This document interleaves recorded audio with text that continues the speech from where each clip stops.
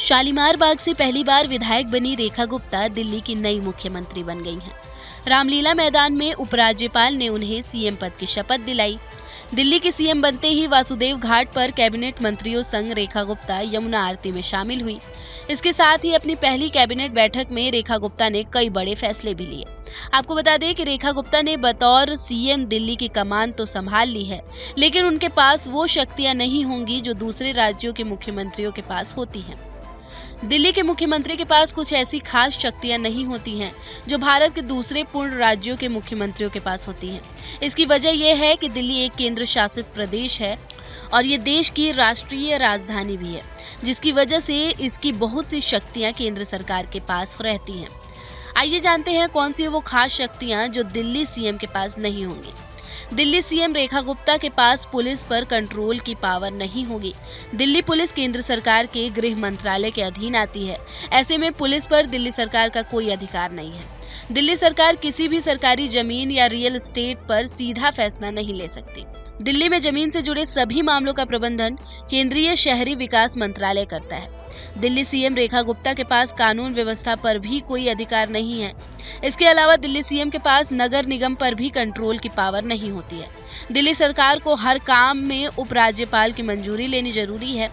दिल्ली सरकार द्वारा बनाए गए कई कानूनों और नीतियों को लागू करने से पहले उस पर राज्यपाल की मंजूरी जरूरी होती है।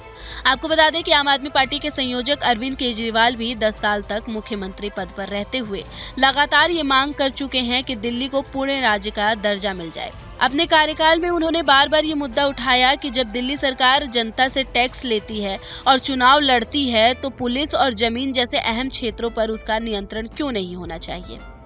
दिल्ली के अधिकारों की लड़ाई में केजरीवाल का टकराव कई बार उपराज्यपाल वीके सक्सेना के साथ भी हुआ। केजरीवाल से पहले पूर्व मुख्यमंत्री शीला दीक्षित और मदन लाल खुराना ने भी दिल्ली को ज्यादा पावर्स देने की मांग की थी।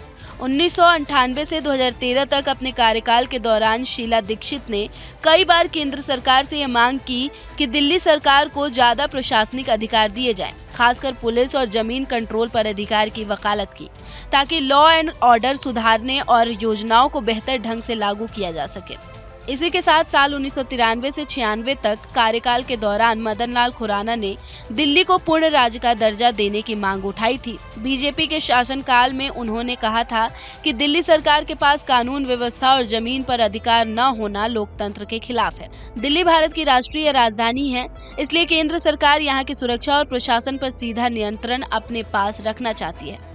इसी कारण दिल्ली को अब तक पूर्ण राज्य का दर्जा नहीं दिया गया है। फिलहाल इस वीडियो में मेरे यानी नगमा इरम के साथ इतना ही। बाकी देश और दुनिया की तमाम खबरों से अपडेट रहने के लिए न्यूज स्टेट को सब्सक्राइब कर लें और वीडियो पसंद आई हो तो वीडियो को लाइक कर दें। न्यूज नेशन अब व्हाट्सएप पर खबरों की ताजा अपडेट के लिए न्यूज नेशन के इस QR कोड को स्कैन करें।